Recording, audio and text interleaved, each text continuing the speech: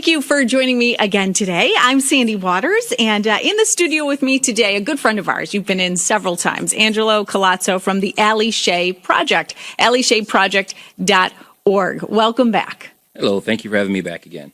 Okay, so Alle Shea Project. First, there's a little bit about the Alle Shea Project. And this has been in existence for how long now? We're actually in our 8th year now. 8 years? Yes. Angelo, it was probably close to 8 years ago when we first met, or soon after, right? Yeah, when soon after, when yes. you guys first started. Wow, 8 years. Okay, so where did it start?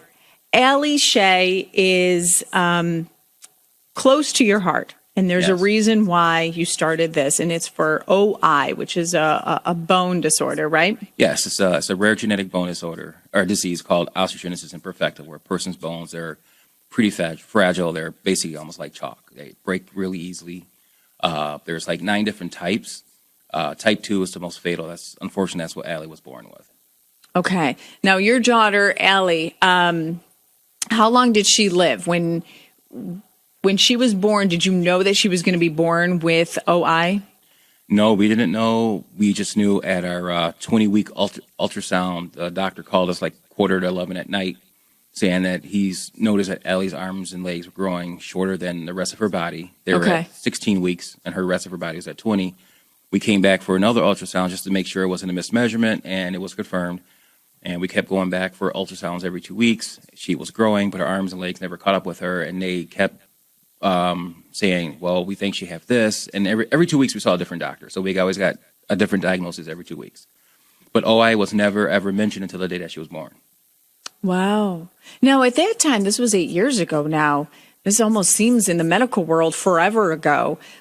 Has it come a long way? Are doctors being more aware of this?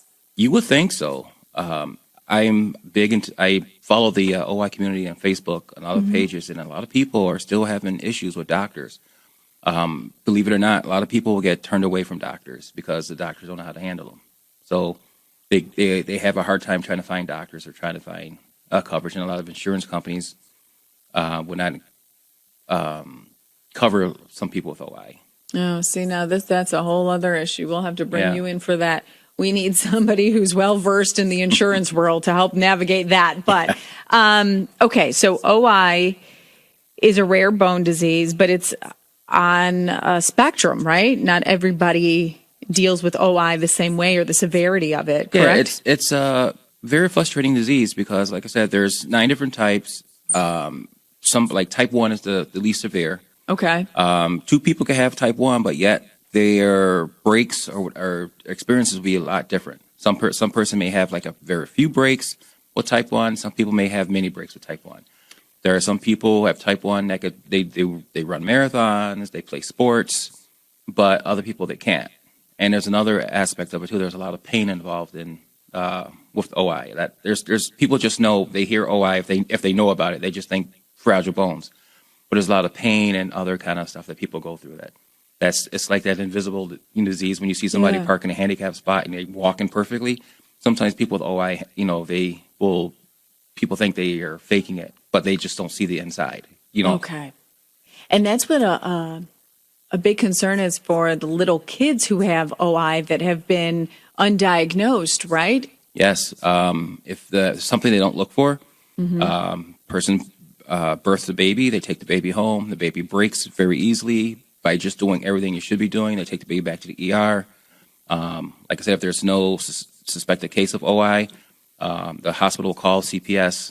They could be investigated, and they will take the kids out of the home because the baby's breaking, and the parents saying they're not doing it, but yet here's a baby that's breaking all the time. So, and then you have to try to find why your baby breaking. If you don't know OI, it could be like years before you get your kids back. Now we're on Facebook Live too. If you'd like to join us, and if you have any questions for Angelo, please feel free. He's you can pull up Facebook Live over there, Angelo, and see all the comments that are coming in. But when this first happened, when the doctor first told you about Allie, saying, "Okay, this is we finally figured it out. This is what it is," and you feel like you and your wife Kim probably felt like alone because it took so long to even figure out this diagnosis. The more and more you did research, was there other people that started to raise their hand and say, oh my gosh, yes, that's us too? Not really. It was a friend of ours who found out about the OI Foundation. Okay. And then our pediatrician that we picked came in one day with a pamphlet of information about them. But we never really knew about anybody else who have OI until the day we did our first fundraiser walk. Okay. And then that's when we had our first TV interview, and then we got a call from somebody. I believe it was the brother of your next door neighbor, called us and thanked us for doing this because he said he never heard any fundraiser or anything or anybody advocating for OI in this area. So is that kind of what motivated you to create the Alle Shea Project and continue? Just to be totally honest, we were just going to do the first one, just to raise awareness, but it was such a great hit. We raised a lot of money that very first one. The OI Foundation even called us and said, you raise more money than some of the bigger cities when they do their events. Wow.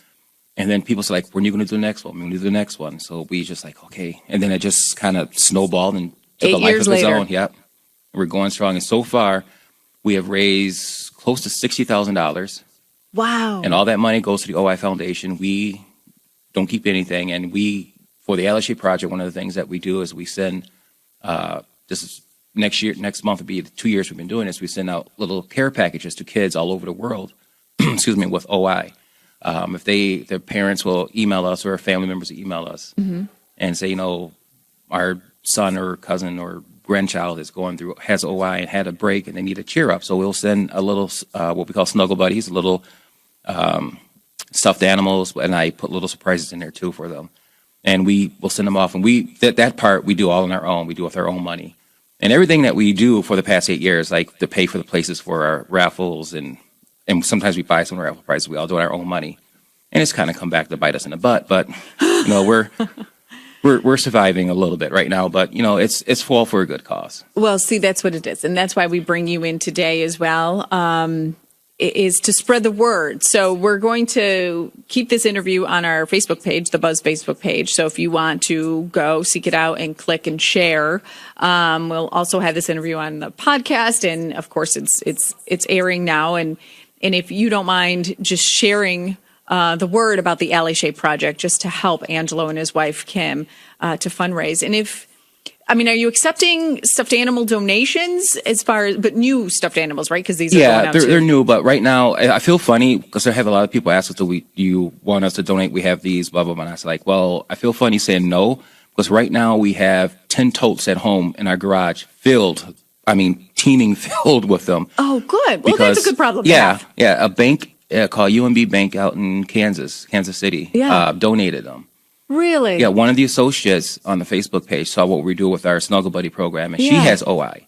And she goes, when she was a child and she was in the hospital for surgeries or when she had a break, when she got a stuffed animal, made her feel good, and she loved what we were doing. So she contacted her superiors, and they said, sure. And they did I don't want to say like a fundraiser. They did like kind of like a fundraiser for the Snuggle Buddies. And she said, well, cool. We had like over 1,200 of them. We already had 200 to start with. Aww. And then the next, like a few weeks later, we had like 18 boxes delivered to her house. That is remarkable. Yes. That is remarkable. So when people tell me they have something to donate, I'm like, I feel funny saying that, but we have no place to store them right now. Okay. So right now then your need is money. We could use money for help for postage, yes. Okay. So let's raise some money. And the perfect way to do so in Alle's memory is to take advantage of some raffle items. If you want to donate, please just donate to Angelo and his wife, Kim, because there are a lot of wonderful things you do. But want to help out in any way. If you're a company who has, like that woman in, would you say Kansas? Yeah. Who had a connection to OI, the rare bone disease. And she got her company to invest and donate, which is wonderful. If you own a company or know anybody who can pull some strings to donate to the Alle Shea Project, would be wonderful. But and it's almost like a support group too that you've started, isn't it? Kinda, yeah. I mean, I just recently found out one of the guys I used to play softball with many years ago contacted me, and he found out what I'm doing, and he said such a great thing. And he said, I don't know if you remember me. We played many years ago, and I kind of remember him. But he said I have OI, and I never knew that. Like I was saying, he most likely has type 1, and like I said, you could do normal things, but you just got to be a little careful. But I never knew that. I was like, holy cow! It's like it's been around me for years, and I never knew that. Is it genetics? It is genetic, and in our case, it was just a freak gene mutation that they said, and the type of gene mutation that Alle had, it was the second reported case ever in the world. Oh, really? Yeah. Wow. How long did Alle live? She lived for 5 weeks.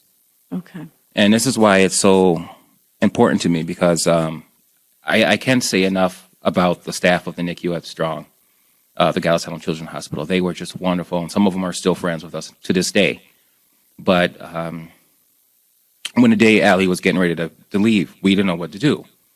So the palliative care nurse, she talked to us and said, like, what happened is her rib cage was so small that her lungs couldn't expel the CO2 gases. So she literally died from CO2 poisoning. So they said, basically, it's going to happen, and if you want to take her off, she's just going to basically fall asleep. It's just like when miners are trapped in a mine. They just fall asleep. She's not going to be any pain or anything like that. So we decided to do that, and then we were like, well, can we just have a family room because we don't want the beeps and the noise of the NICU being our last thing that we hear. Yeah. And they did one thing better. Said, it's a beautiful day out, and why don't you just take her outside? So we took her outside, and we sat in the sun for about an hour, and then she slowly passed away in our arms. And that's the day that we made the promise to her that, No, that I think we're all, yeah. We made a promise that we will keep her fight alive, and I told her the only thing that will make me break my promise is the day that I leave this earth. So that's why I'm kind of really passionate about it, and I'm always posting about it on Facebook, and it just means the world to me. And then I'm just gonna.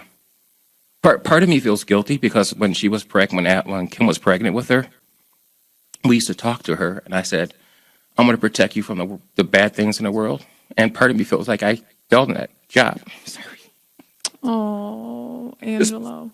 Part of me felt like I failed in that. Even though there was nothing I could have done, I just felt like I failed her, not protecting her. So she's protecting all of us now. Yeah. Because she's your little angel and all of our angels, because look at how many lives you are touching. She's touching. Your wife, Kim, and your daughter are touching with this sad thing that happened in your life.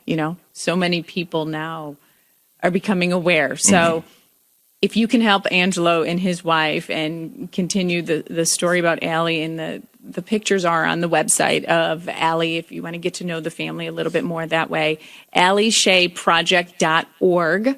If you want to and continue the story about Alle, and the pictures are on the website of Alle if you want to get to know the family a little bit more that way. AlleSheaProject.org. If you want to put in for that raffle, do it today. If you can do it today, the sooner the better. And it's right there. It's for the musical instruments, the guitar, the keyboard, the ukulele, the bongos. Yeah. Put in as many raffle tickets as you can. And then if you want to contribute or help Alle Shea Project, sharing on Facebook is a way to help as well. Yes. So any little thing you can do, I'm sure, Angelo, you and your wife would appreciate. Yeah, we don't have a budget for for like advertising or anything. So passing the word is like our best advocate right there for us. Mm-hmm. And if you go to the website, there's like other things that we have, upcoming events. We do have pictures and descriptions of the instruments, and you can find a lot of information up there. And then you will see our Snuggle Buddy program, and you'll see like a little video about it. And that's the one thing too that helps. It's like when I get emails back or pictures from the parents that ask for them, and you say, "Oh, you made our day," and she's a lot happier, he's a lot happier now. You made them feel better. So that helps too, because I know that Alle is reaching out, and her, like I said, keeping her fight alive, and she's helping other little kids like her. Yeah. Well, thank you for doing this, and thank your wife as well. I will. AlleSheaProject.org. Thank you so much, Angelo. Thank you very much. Oh, I'm sorry about that. our part. Oh my God, thank you for being so open and sharing that. All right, Facebook.